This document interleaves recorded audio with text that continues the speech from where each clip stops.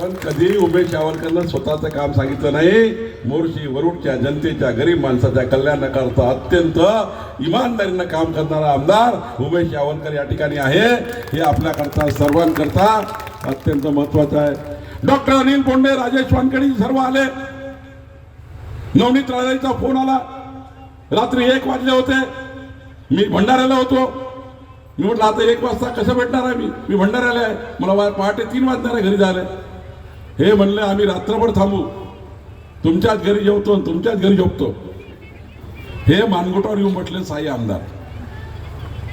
वानखेडे बसले, तिकडं तायडे बसले, यावलकर बसले, केवलराम काळे बसले, राजेश वानखेडे बसले, रवी राणा वरून, त्यानंतर नवनीत राणाचे फोन. रात्री 1 वाजता मी घरी पोहोचलो.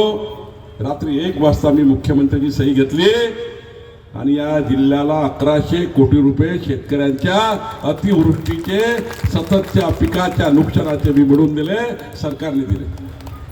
देवेंद्र फडणवीसचं सरकार, आपलं सरकार गरीब माणसाच्या कल्याणाकरता काम करत आहे.